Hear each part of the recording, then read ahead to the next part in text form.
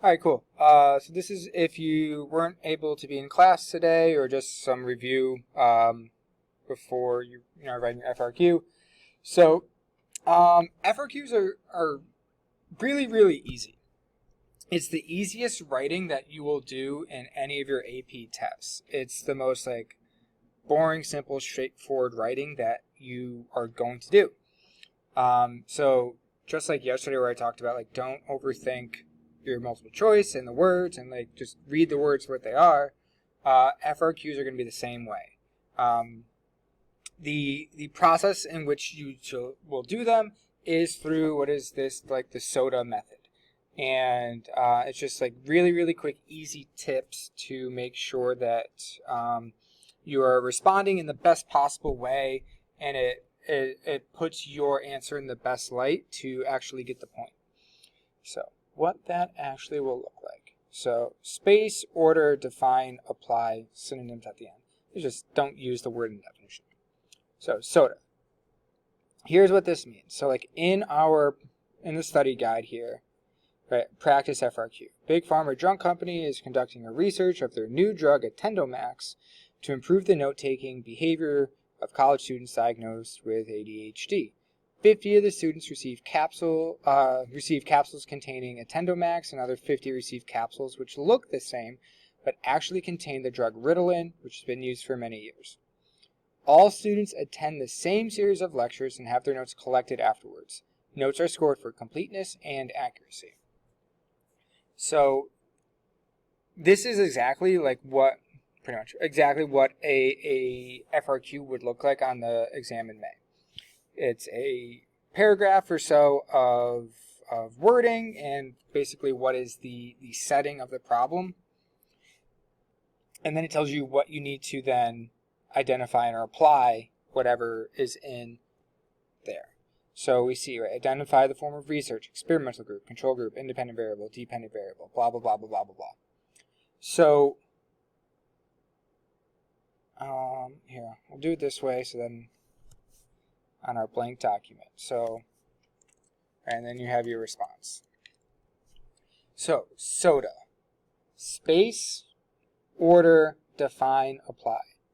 What those first two mean, space and order. After each bullet point, so, right, identify the form of research. And then the next bullet point is experimental group. Control group. All right. Literally, you're just skipping a line. So when you're handwriting it, you'll have the lined paper. You're just skipping a line in between each of the terms that you need to answer. You can write in a paragraph form and just one big block. That's allowed. It won't hurt you. It doesn't get you points off or anything. But AP graders, in June when they get it, they only have a couple of minutes to read your FRQ, score it, and move on to the next thing. So everything that you do in your FRQ and the tips that I'm sharing with you is to make it so you have the best odds of getting a point for that term and getting as many out of 7 as possible. So spacing is really helpful for the graders because they could see, all right, here's one term, then there's a space, here's my next term, space, here's my next term, and it makes it really easy to read. So after each bullet point, after you answer it, and I'll show you how to answer it, after each answer, just when you're handwriting, just skip a line. It's you don't need to skip 10, or I think the sheet says 5. Just skip a line, move on to the next term. Next, order. As best as possible, always try to have it listed in order. So I have there, research, experimental group, control group, independent variable, dependent variable, so on and so forth. Always try to answer it in order because, again, it helps the grader move through your stuff faster, and they can read the sentence, look at the scoring guide, check, they got it, move on to the next thing. If you go out of order, that's okay. You won't get points taken off, right? It doesn't necessarily mean like you'll do bad or anything like that. Sometimes you're going to get to an FRQ and you're like, I know 4 out of the 7 really well. I'm going to answer those 4 first and then read and then try to do the other 3. That's okay. If it's spaced out clearly, where it's very easy to see which term is being answered, then you're especially okay. So that's where spacing can also really help you, is that if you're going out of order, it makes it easy to understand where the reader is in your answer to the scoring guide. So space it out, just skip a line after every term, and try to go in order as best you can. So, with all of that said, the 2 most important things in answering your FRQs are defining it and then applying it. A lot of the time, the FRQ will say, like, definitions alone will not score. But I want you to define it anyways. And there's a reason for that. The way all the FRQs work is you get the point for the application of the term. So applying it back to the question. So for example, the term experimental group. So you have to apply back the experimental group, right, is the attend-a-max group. Right? That's how you get the point. Well, not all FRQs are going to be as cut and dry as this one. So there's going to be a lot of times where you're going to get a term or like a body part or something that you're like, I don't understand how this really applies. And you apply it, kind of close, kind of not close, it's borderline. Yeah. If you know the term and define it and then apply it, you might be able to steal the point. If me, as the grader, I can read and be like, all right, they know the term, the application's not 100% on, but it's pretty close. Well, they know what it means because they got the definition. All right, I think they can get the point there. I think it's close enough they get the point. If there's no definition and the application is not, it's just like, you're probably not going to get the point. And here's where it really is the easy good thing.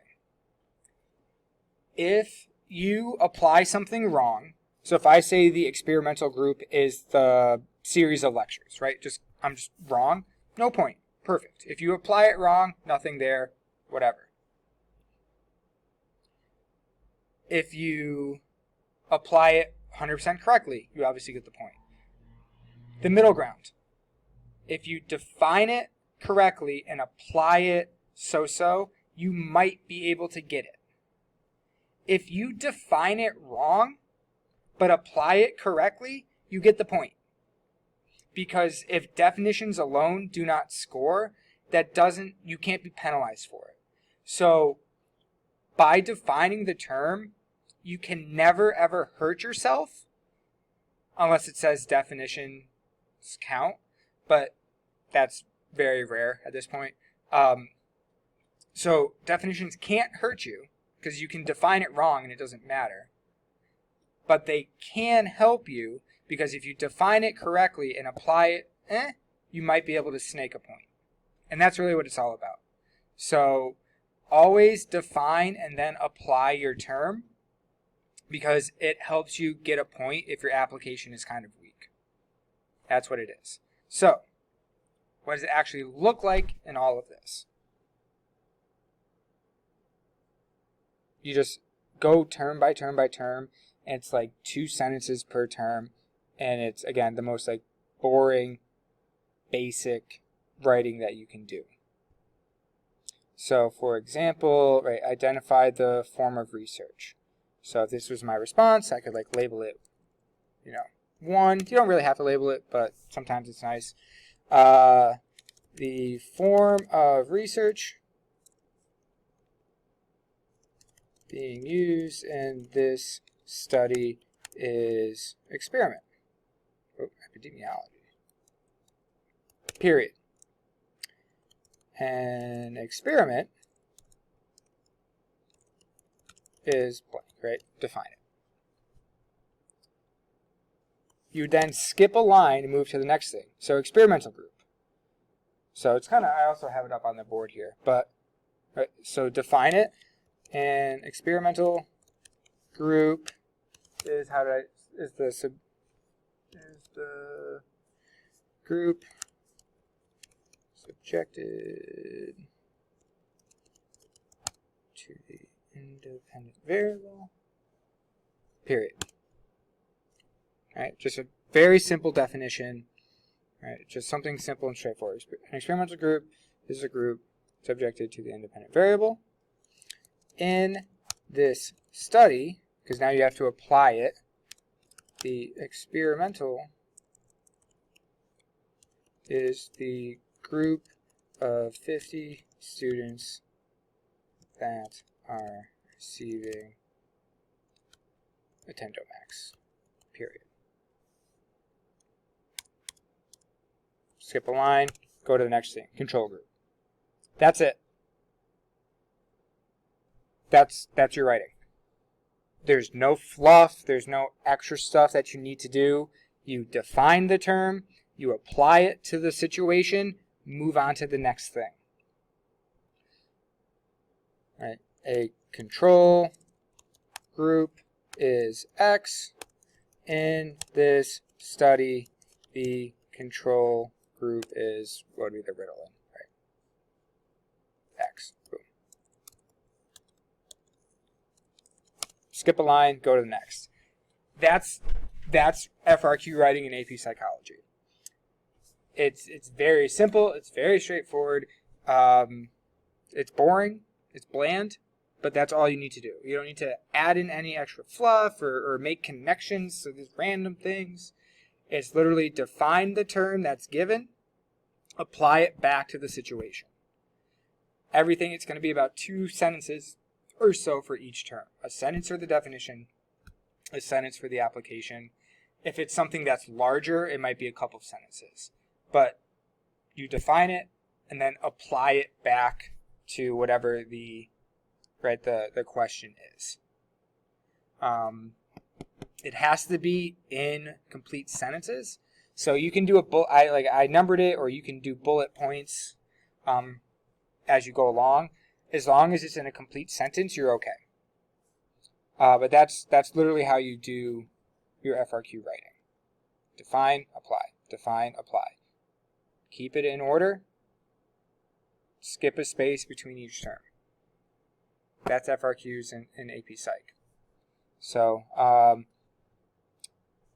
this will be online as well for you guys to go back and look at. You have a hard copy of it as well. But that's FRQ writing in AP Psychology. All right. See you Thursday. See you Friday.